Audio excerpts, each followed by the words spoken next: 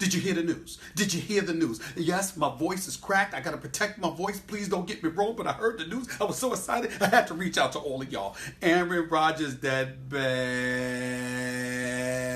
man that he is.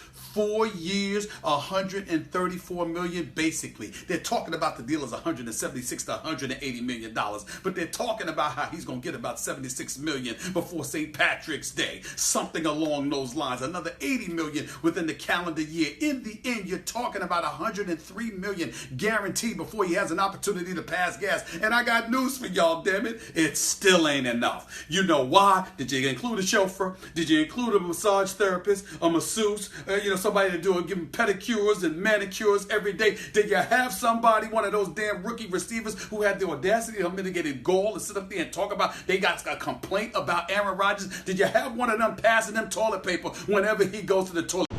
Everybody's point is correct. I don't think we're astounded or surprised. I mean, it's a lot of money, but I think Steve makes an excellent point that it's relative to the amount of money the league is bringing in. I agree. I actually have a question for Lewis and Jeff on this one, too. It's interesting. So we've seen the quarterback market bubble up. Basically, whoever is next has been the highest paid. And now we've reached a point where there's a little bit of a gap here. $33.5 million per season for Aaron. It's quite a big gap between him and Matt Ryan.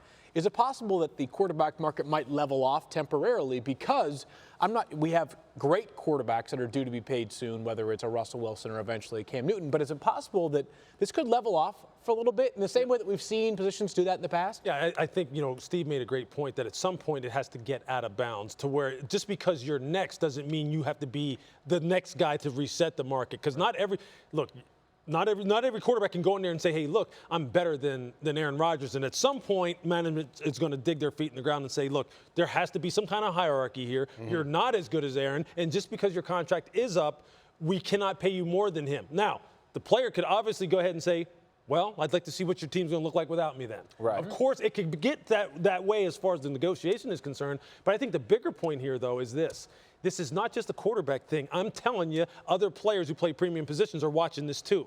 And as Steve just said, all they're doing is taking a share of the money that owners are pulling in as the game grows. And other positions are saying, this is a team game, remember? This isn't the NFL Q. This is the NFL period. And we're like guys like, I'm telling you, guys like Aaron Donald and Khalil, they're going to get more and more emboldened. And the better they become, they're going to say, okay, we're blowing the top off of our positions. But again, per position, because each position will have to have a ceiling at some point. Otherwise, how do you know who the best player is? But that's right. But if you're a premium player and you sit at the top, then that's a different deal. It's going to get fun to watch. It is. Adam Schefter is watching this unfold in real time. Adam, what else is there at this point? Well, in a few minutes, I am told. And basically, it's going to be that 4-year extension. It's going to have a total value, including the 2 years left, of $176 to $180 million. The big feature on the deal is the cash flow.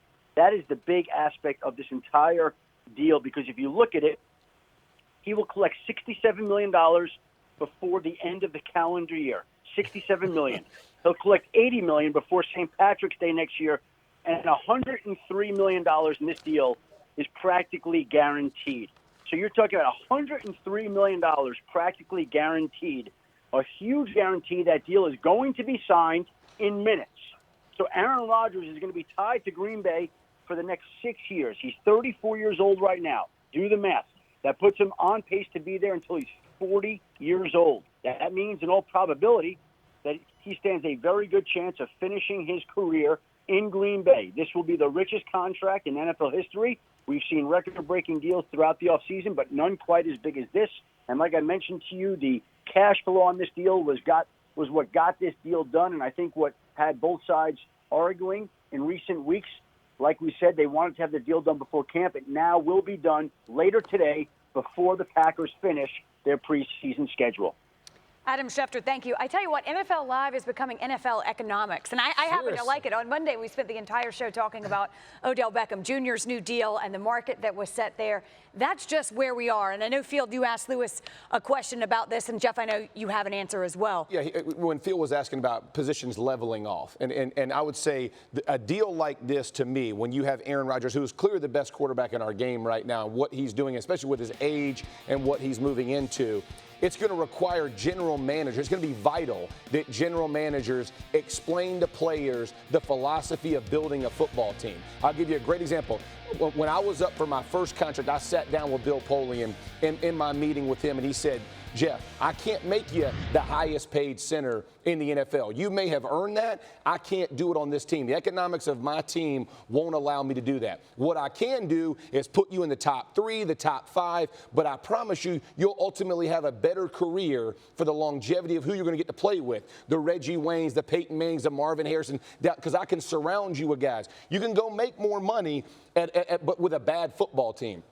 So understand, and guys understanding this, but again, this comes down to relationship between general manager and player. Skip the agent, skip everything. I mean, when you really sit down and you talk brass tacks about, hey, how can I have the best career? How can I potentially have a Hall of Fame career if you're, Khalil Mack or Aaron Donald? How can I continue this as opposed to restarting with a bad football team and maybe getting lost along with it? We've seen a lot of guys go in free agency and get lost along the way. So general manager and the way they handle their football team and explaining philosophy. Not everybody is Aaron Rodgers. And you look at the next quarterback and saying, hey, man, I love you, but you're not Aaron Rodgers. But here's what I can do for you. Right. We'll be a better football team because you're just one guy of the 53, to Lewis's point. I think it's so interesting, and it goes back to the point we talked about with Odell Beckham, that in this case it wasn't the general manager, although Dave Gettleman perhaps also, but that it was Pat Shurmur who sat down with him and found a tone and a rhetoric that he could understand that helped facilitate that deal. And so to your point, those relationships ultimately factor in. I mean, the economics can be about relationships as well. No doubt about it. I think it's been clear that there has always been good communication between the Packers and Aaron Rodgers. The reason why it took this long is sometimes teams these are just nuanced, difficult things to hash out. Yep. And also that, there was never any intention for him to leave, and the team always wanted him to stay. When you're talking about record-breaking money, there's always a lot of fine print you have to skate through. Well, again, underscoring the point Adam Schefter made, if you do the very simple math, it likely means Aaron Rodgers will complete his career in a Green Bay Packers uniform, which I think is I still love to see that. It's always tough when you see these guys move on for the final year or two. And there is Schefter's tweet, his most recent tweet, Rodgers signing his 4-year, $134 million extension in a few minutes.